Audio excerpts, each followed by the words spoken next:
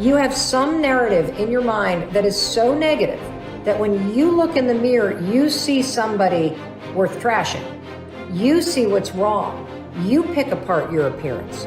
And I want to reverse that, because here's the deal about self-confidence. Self-confidence begins with you. You realize the word self is in there, right? I can't give you confidence. I can give you a little boost. I can give you tools. I can encourage you. But confidence is forged in fire.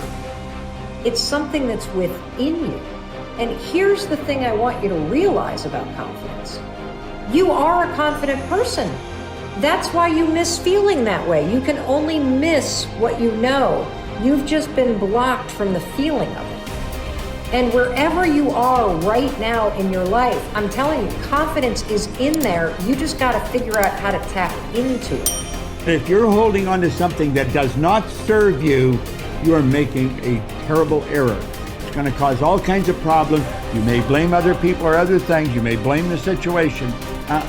It's you are the cause of the problem. The man that told me to pick up this book and read it, Ray Stanford, he had a saying. He used to say to me, Bob, you're the only problem you'll ever have, and you're the only solution. I think it might have taken me 5 years to understand it. But I do understand it. And you know something? I am the only problem I'll ever have, and I am the only solution. Don't hold on to anything that is not serving you. Reject it. You know the beautiful part about having an inductive reasoning factor? That's the part that chooses thoughts. You can accept or reject. The beautiful part of your mind, you can accept or reject anything that comes into your world. Accept or reject it. It's a choice. Don't hold on to anything that is not serving you. If we play the victim role, then we are using our personal power to be helpless. If we decide to accept responsibility, then we don't waste time blaming somebody or something out there. Some people feel guilty for creating illness or poverty or problems. They choose to interpret responsibility as guilt. And some members of the media like to refer to it as New Age guilt. These people often feel guilty because they believe that they have failed in some way. However, they usually accept everything as a guilt trip in one way or another, because it's another way to make themselves wrong. And that is not what I'm talking about. If we can use our problems and illnesses as opportunities to think about how we can change our lives, we have power. Here's something I want you to keep in mind. Life is a fight for territory. And once you stop fighting for what you want, what you don't want will automatically take over. In the past, if you look at it, people have perceived themselves as victims of everything around them, victims of circumstances. And then we go, oh, I'm sorry, life did not give me those wonderful things that other people have.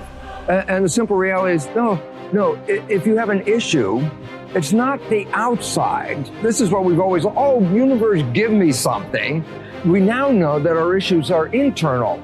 It's our own subconscious beliefs that we've been programmed with of disempowerment. Like when a child is growing up and getting its programs, think of what things parents say.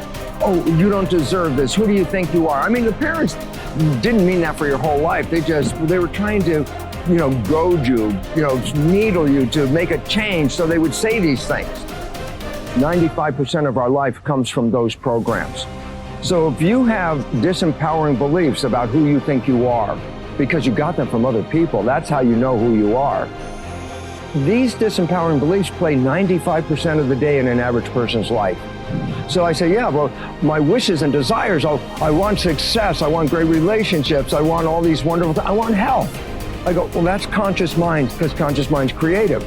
But as science reveals, only 5% of the day are we operating from our own personal wishes and desires. 95% of the day we operate from the programs that we got in the first 7 years.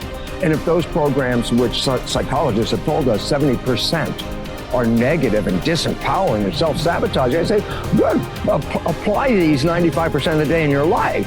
And you realize why your life is a struggle. It's not a struggle because the universe is not providing. It's a struggle because your own consciousness is not accepting. And this is where we have to change. And so getting control of your mind, taking charge of your consciousness is a way of overcoming those limitations. There are many different ways to take this control back in your life. And one of them is the ability to, like in yoga, for example, to be the master of your mind and not let it run the monkey mind. Let it run. No, I want this. Don't let this other one go. And so overcoming the old self allows us to become somebody else. And there is that period of transition. I call it the void, where there's just not a lot happening. And you just got to be able to keep going and continuously get to the end of your belief, where most people stop. I just had a fabulous conversation with someone this weekend. Broke through to the other side, and now there's so much magic happening around this person. But she's worthy now to receive it. And that is the key, because the universe only gives us what we think we're worthy of receiving. So we got to become initiated into this and understand it. Thousands of years of programming that says that we have to change things matter to matter, in three-dimensional reality. And it will take time, but to begin to connect to that resource called the quantum field and create from the field instead of from matter, there's a lot of unlearning that has to go on. You have to really begin to mentally rehearse. Like, so you ask yourself at the end of your day, I do this every day. How'd I do? How'd I do today, bro? How'd you do? Did you do good? Where'd you fall from grace? What was it that caused you to go unconscious for the rest of the day? Like, what was that moment? Now, if you're a student of life, you'll begin to contemplate, well, it was that person that said that thing, then I reacted, or I got this email, or things didn't go my way, and I started feeling angry or frustrated or fearful. The next time that happens, how could I evolve my experience? Now, you may have to search for some answers of the best model to build, or you may actually have a long contemplation and start to go, God, the next time that happens, I think I'm going to do this, or I'm going to do that, or I'm going to plan my behaviors. And the act of closing your eyes and rehearsing what you're going to do begins to install the neurological hardware in your brain to look like you already did it. Now the brain is no longer a record of the past. Now it's a map to the future. And if you keep installing that hardware, the hardware will become a software program, which means you'll just start acting like a happy person. Why? There's no magic there. You installed the circuitry. So that's more important than the news. Right. It's more important than answering any email or any text. It's more important than talking about your past. If you want to enjoy self-confidence on the outside, you must practice complete integrity on the inside. The foundation of self-confidence is for you to live your life consistent with your innermost values and principles, while thinking and acting in harmony with your highest aspirations. Men and women with the most solid self-confidence are those who are absolutely clear about what it is they believe to be right and good and worthwhile, and who live their lives consistent with these values. Everything they do or say is an expression of their innermost convictions. Your whole world can fall down around you, but as long as you know that you are doing the right thing, you will have a deep inner sense of calm that will manifest itself in an attitude of confidence and self-assurance in any situation. You will have many ups and downs in life. But what is most important is that you remain true to yourself.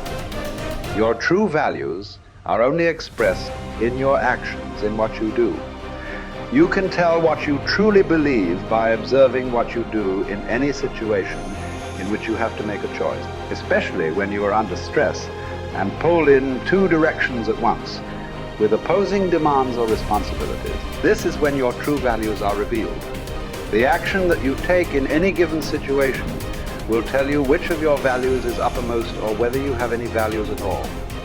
It is not what you say, hope, wish, or intend, but only what you do that counts. Your choices of the actions you take tell you unerringly who you really are. You can develop within yourself a superb set of values by acting as though you already had those values. You can develop integrity and courage and compassion and confidence by behaving as though you already had these qualities. The more you act the part, especially when you demonstrate these qualities under stress or when you feel like doing or saying something else, the more rapidly these qualities become a permanent part of your mental makeup. The more you practice good values, the more rapidly you become a truly superior person. The keys to developing the unshakable self-confidence that will make everything else possible for you are self-control, self-mastery, and self-discipline. Self-confidence can come directly by behaving in a self-confident manner, but more often it comes indirectly by doing and saying the things and practicing the behaviors that lead to self-confidence. The most important self-development behavior is living consistently with your highest values at every opportunity